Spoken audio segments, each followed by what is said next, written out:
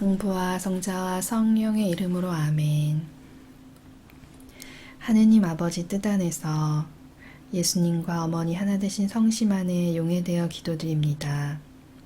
사랑하올 예수님, 저희는 날마다 저희의 극심한 교만으로 아버지께 많은 상처와 고통을 드리고 있습니다. 이 시간에 저희가 저희 안의 교만을 깨닫고 그 독성을 아버지를 향한 저희의 전부의 사랑으로 되돌려 날마다 고통받으시는 예수님의 그 가시관을 저희가 대신 쓰고 그 모든 가시관의 상처를 치유해드리는 산제물이 될 수 있도록 축복해 주시옵소서. 아멘.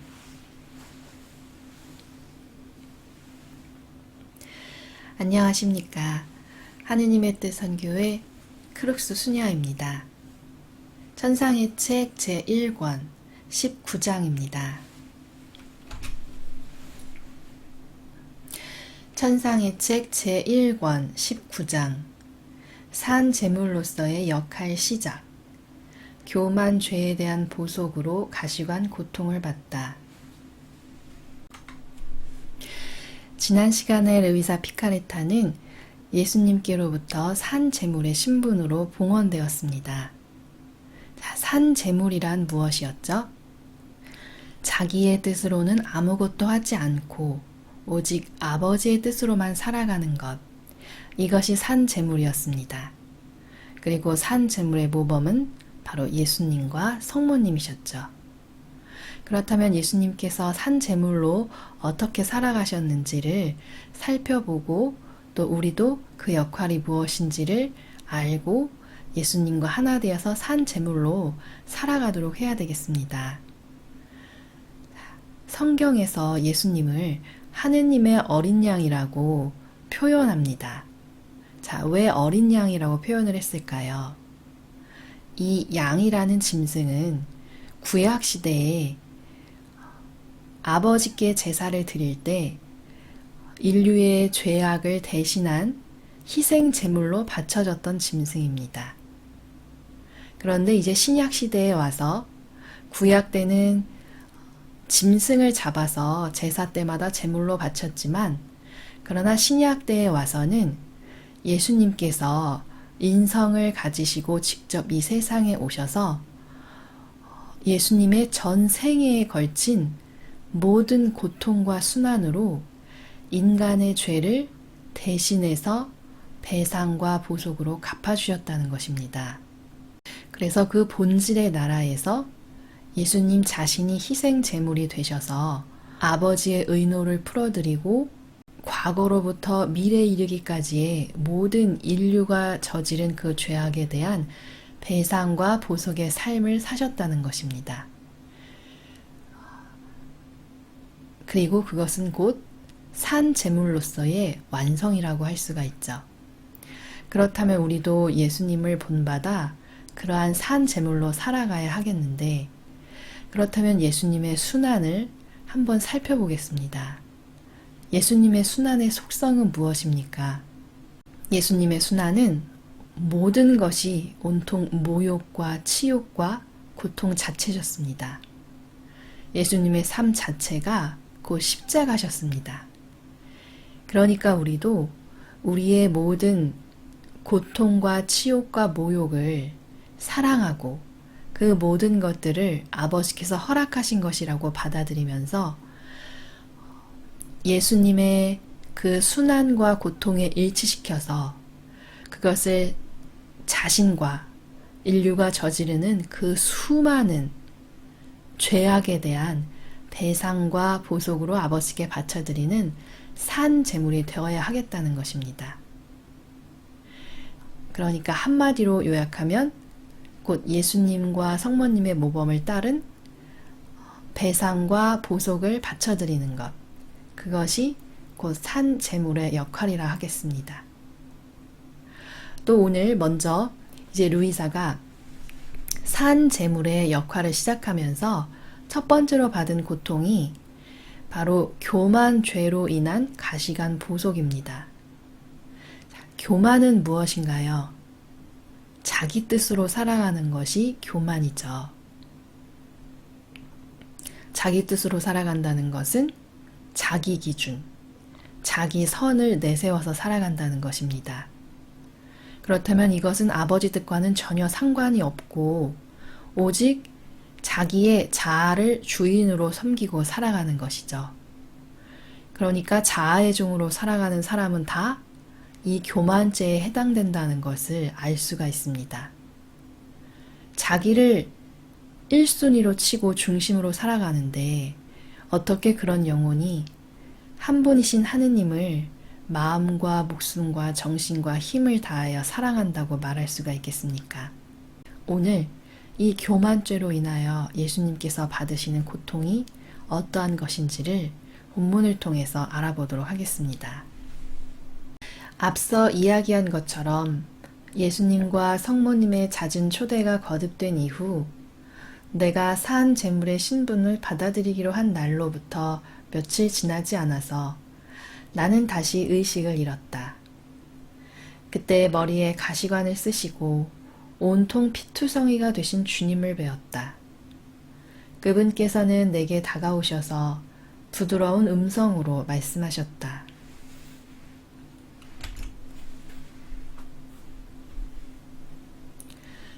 예수님께서 루이사에게 머리에 가시관을 쓰시고 피투성이가 된 모습으로 나타나셨습니다. 자, 이것은 예수님께서 받으셨던 그 고통을 루이사에게 형상적으로 그 고통의 일부분을 보여주신 것인데요. 자, 왜 가시관 쓰시는 모습으로 고통받으시는 모습으로 오셨을까요? 교만은 머리로 짓는 죄이죠. 자기의 생각이 아버지보다 앞서가는 죄입니다. 그러니 그 생각을 가시관으로 다 꿰찔러서 배상과 보석을 하셔야만 되는 것이죠. 2번 단락입니다. 딸아, 내게서 완전히 멀어진 사람들이 얼마나 나를 괴롭히고 있는지 보아라. 이 슬픈 시대에는 그들의 교만이 극도에 이르러서 자기네가 숨쉬는 공기까지 오염시키고 말았다. 정말이지 그 악취가 진동하여 사방 어디로나 퍼져갈 뿐만 아니라 하늘 높이 내 아버지의 옥좌에까지 올라오게 되었다. 내가 짐작할 수 있겠거니와 이 불행한 자들은 그 교만한 마음 상태 때문에 하늘의 문이 자기들에게 닫히게끔 한다.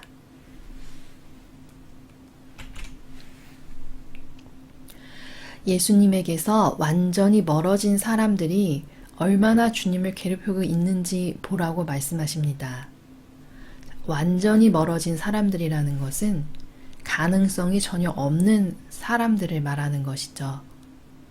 단정할 수는 없기 때문에 가능성이 있다 하더라도 지극히 희박한 그러한 영혼들을 말합니다.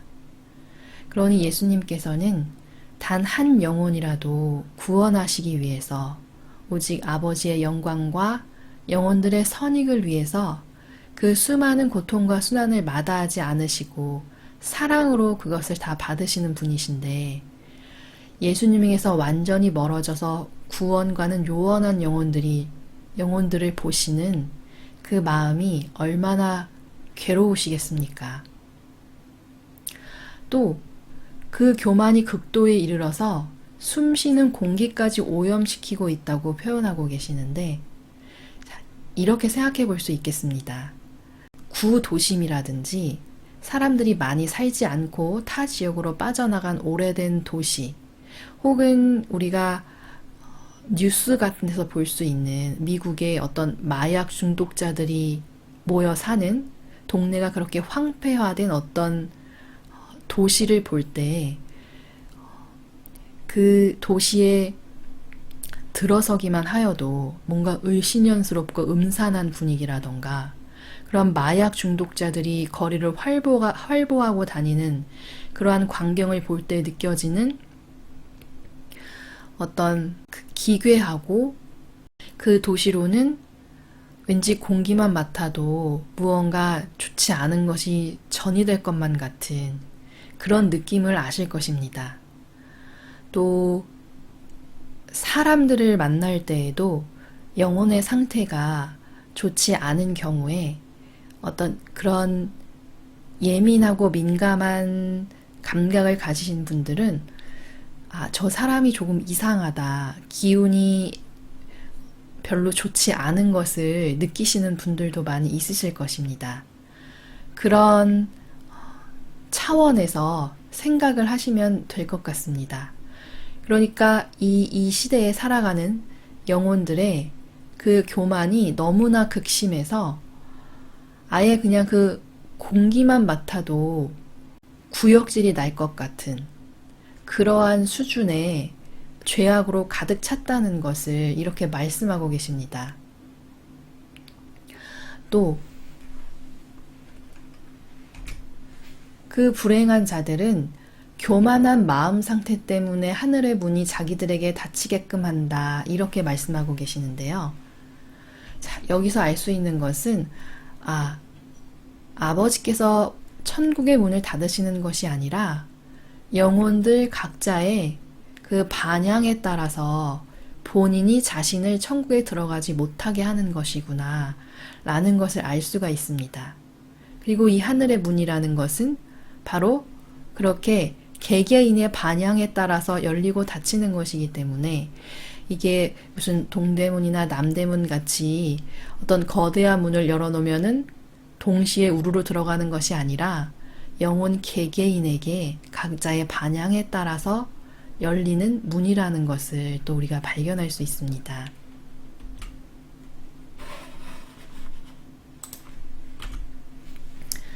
3번입니다. 그들은 이제 진리를 볼 수 있는 눈이 없다.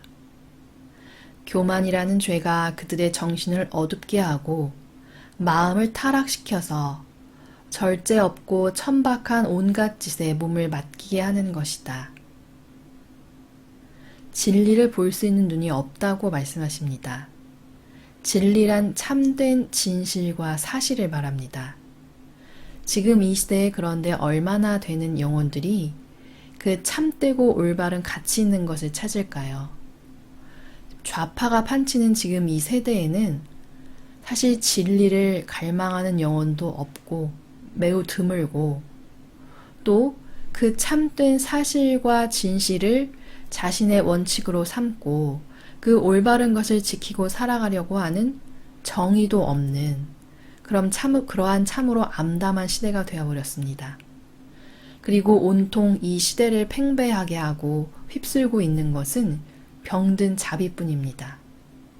그래서 이 수많은 좌파 세력이 지금 이 시대의 문화가 얼마나 남을 속이는 병든 자비만이 가득 차 있습니까?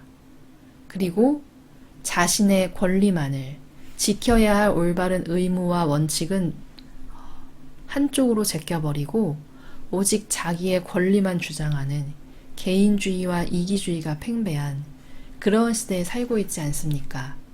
그러니 예수님께서 진리를 볼 수 있는 눈이 없다고 말씀하시는 것입니다. 더군다나 이러한 상태에서 자신이 어떠한 권력이나 명예나 또 재물이 많은 경우에 그러한 영혼이 겸손해지기는 얼마나 어려운지, 그러한 영혼들이 특별히 깨어서 진리와 정의가 없다면 그러한 영혼들은 필히 패망할 수밖에 없는 것입니다. 그래서 그런 영혼들을 예수님께서 정신이 어둡고 마음이 타락해서 절제 없고 천박한 온갖 짓에 몸을 맡긴다고 말씀하시는 것입니다. 나는 그들의 멸망을 보면서 쓰디쓴 고통과 말로 다할 수 없는 고뇌와 비통을 겪는다.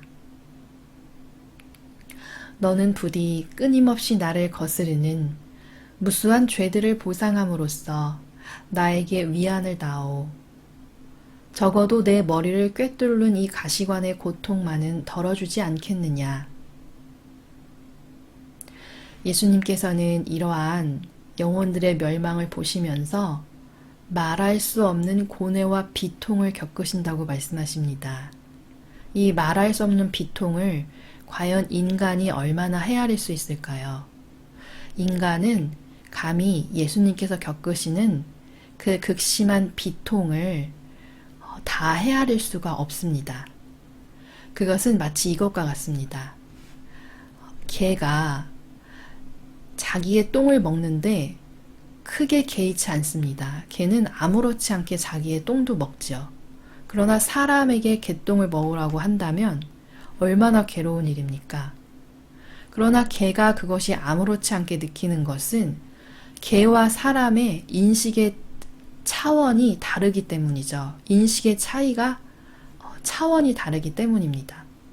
이것과 마찬가지로 이 죄악 가운데 형상적인 것에 치우쳐서 살고 있는 우리의 인식 체계와 예수님께서는 이 지상과 맞닿으시는 것 자체만으로도 크나큰 고통이라고 말씀하셨는데 그 예수님께서 느끼시는 그 죄악을 대하시는 인식의 차이는 너무나 크기 때문에 우리가 아무리 예수님의 마음을 헤아려 드린다고 할지라도 그 예수님의 비통을 다 온전히 헤아려 드릴 수는 없는 것입니다. 4번 단락입니다. 이와 같은 예수님의 모습을 뵙고 그 말씀을 들으면서 아무것도 아닌 나 자신에 대해 부끄러움을 느끼면서 즉시 이렇게 대답하였다. 지극히 사랑하올 예수님, 이토록 엄청난 주님의 피를 보면서 그토록 통탄할 사실에 대해 말씀하시는 음성을 듣고 저는 너무 당황스럽고 두려운 나머지 주님의 큰 고통을 덜어드릴 수 있게 가시관을 제게 씌워주시기를 감히 청할 엄두가 나지 않았습니다.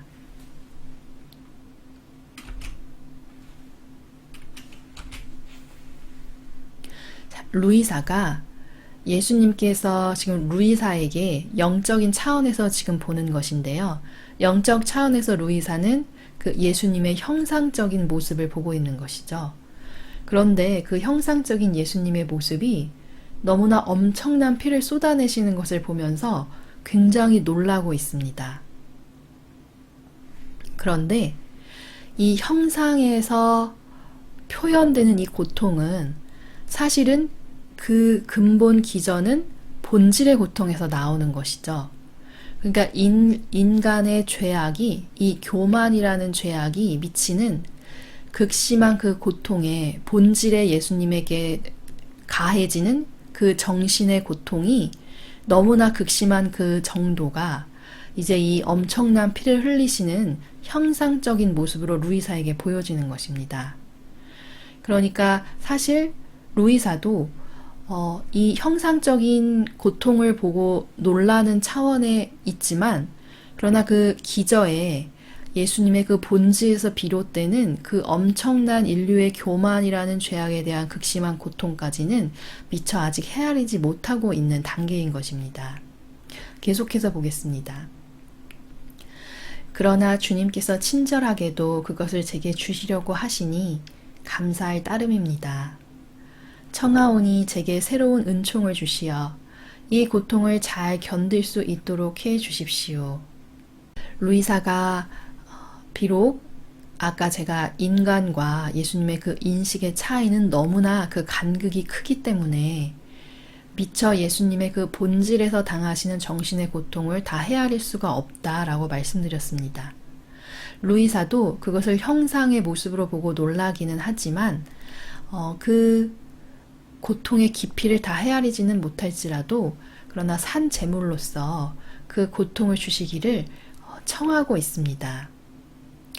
그러자 예수님께서는 가시관을 벗어 내 머리에 씌우시고 잘 견디도록 힘을 북돋아 주신 다음 모습을 감추셨다. 그런데 내가 의식을 회복했을 때 느낀 그 심한 아픔을 어떤 말로 표현할 수 있겠는가? 고개를 움직일 때마다 더욱 날카롭게 찔러대는 가시들이 급기야는 눈과 귀와 목덜미까지 심지어 입 언저리까지 찌르는 것이었다.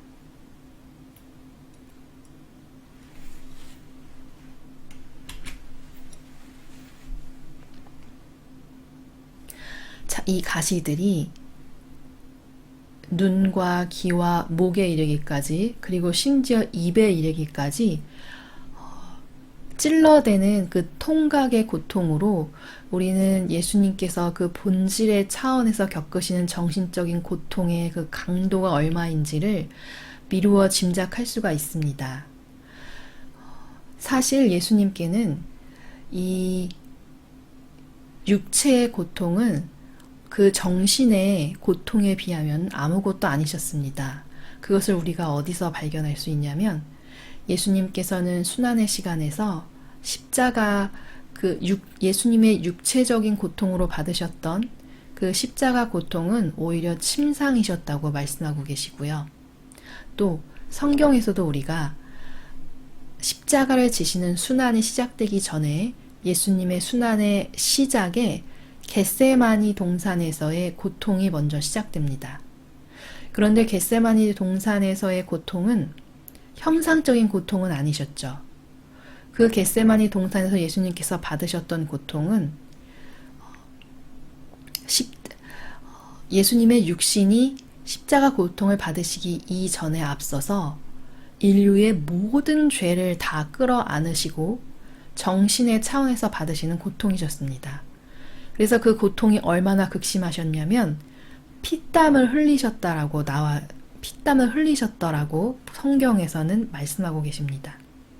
그리고 아까 십자가는 오히려 나의 침상이셨다고 말씀하시는 부분에서 우리가 알 수 있듯이 그 정신의 겟세마니 동산에서 겪으셨던 그 본질의 정신적 차원에서의 고통이 육신의 십자가 고통보다도 훨씬 더 가장 큰 고통이셨다고 예수님께서는 말씀하고 계십니다. 그러니까 우리가 단순히 예수님의 어떤 육체적인 고통을 우리의 육체적인 고통으로 배상과 보속을 해드리는 것도 물론 도움이 되지만 더 근원적이고 예수님께 참된 위로와 배상과 보속이 될 수 있는 것은 그 정신의 차원에서 겪으셨던 그 예수님의 마음을, 아버지의 그 비통을 헤아려 드리고 그 본질적인 그 정신의 고통과 함께 예수님께 우리가 겪는 모든 고통과 모욕과 치욕을 봉헌 드릴 때 그때야 비로소 더 순도 높은 참된 배상과 보석을 드릴 수 있다는 것입니다. 7번 단락입니다. 이 통에 입의 근육이 뻣뻣해져서 도저히 음식을 먹을 수도 없었다.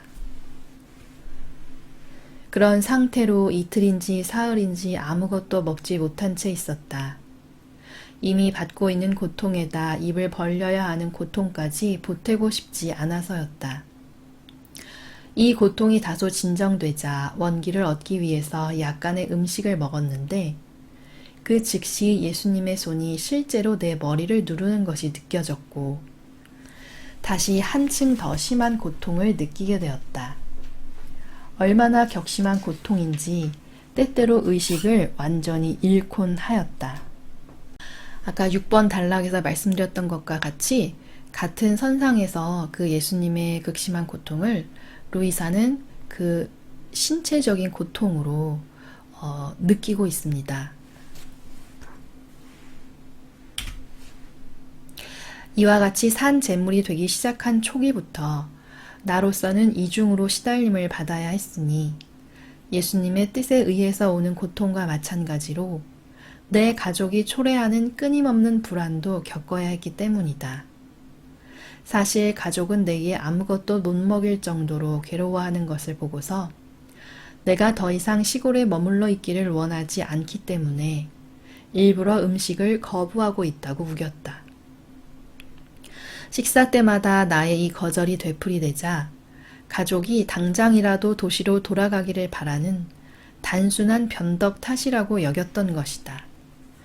지금 루이사가 겪고 있는 이 산재물로서의 고통, 이 배상과 보석을 겪고 있는 이 가시관 고통이 가족들의 눈에는 보이지 않는다는 것을 알 수 있죠. 그러니까 루이사가 영적 차원에서 겪고 있는 루이사에게는 그러나 사실적인 고통입니다.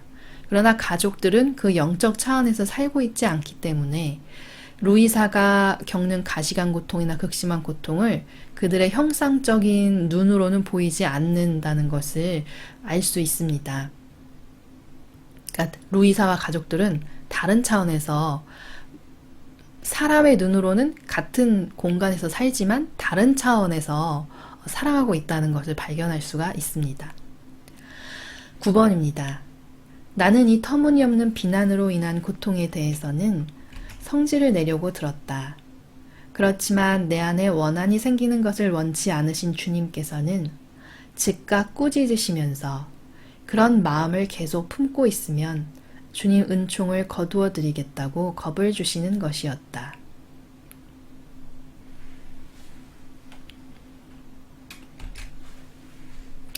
자, 루이사가 한편으로는 예수님의 그 가시관 고통을 받고 있고 한편으로는 또 가족으로 인한 고통을 받고 있습니다. 그런데 예수님께서는 그 가족들이 알지 못하는 가운데 루이사를 괴롭히고 있는 거죠. 그래서 루이사가 그것으로 인한 고통에 대해서 좀 화가 났는데, 근데 예수님께서는 그러한 원한이 생기는 것을 원치 않으시고 꾸짖으셨다고 말씀하고 계십니다. 자, 그건 왜 그러실까요? 루이사는 이제 산 제물의 신분으로 예수님의 고통에 동참해서 배상과 보석을 바치는 역할을 하고 있습니다. 자기 것이 아무것도 없어야 하는데 원한이 생긴다는 것은 자기를 돌보는 차원이죠. 그러니까 그런 가족들에 인한 고통조차도, 그러한 비난조차도 자기를 배제하고 그것 역시도 예수님께 배상과 보석으로 바치기를 원하시는 예수님의 마음을 알 수가 있습니다. 오늘 루이사가 이제 산 제물회를 시작하면서 예수님으로부터 인간의 그 교만이라는 죄에 대한 가시관 고통을 조금 받아서 배상과 보석으로 드리고 있는 내용을 함께 보았습니다. 예수님께서는 한 영혼이라도 잃게 되시는 것을 이토록 지극히 비통해 하시는데 과연 여러분께서 그런 예수님의 마음을 어느 정도나 헤아리실 수 있으셨는지 잘 모르겠습니다. 우리가 너무나 사랑하고 아끼는 가족이나 혹은 자식이 나와는 완전히 척을 지어서 다시는 볼 수 없고 돌이킬 수 없는 관계가 되었다고 한번 생각을 해보신다면, 그러면 조금이나마 예수님의 마음을 헤아리실 수 있을 것 같습니다. 더군다나 예수님으로부터 완전히 멀어진 그러한 영혼들이 멀어졌을 뿐만 아니라 오히려 악과 하나 되고 결탁되어서 오히려 배은망덕함과 악의를 가지고 예수님을 더욱 괴롭힌다면 얼마나 그 예수님의 마음이, 아버지의 마음이 찢어지실지를 우리가 조금 더 되새겨 더 많이 헤아려 보도록 노력을 하면서, 오늘 배운 것 중에 중요한 것은 예수님께서 루이사 피카레타에게 이렇게 형상적으로 보여주시는 고통은 사실은 그보다 훨씬 더 극심한 그 본질의 차원의 정신적인 고통에서 비롯된다는 것, 이것을 꼭 기억을 해주시고, 여러분도 예수님을 사랑하는 마음으로 이제 하느님의 뜻으로 살기를 갈망하시는 분들이시니까 나에게 오는 모든 고통, 그러한 것들을 다 예수님의 그 고통에 합치시켜서 배상 보석으로 바치는 그러한 산 제물로서의 하루하루를 살아가셨으면 좋겠습니다.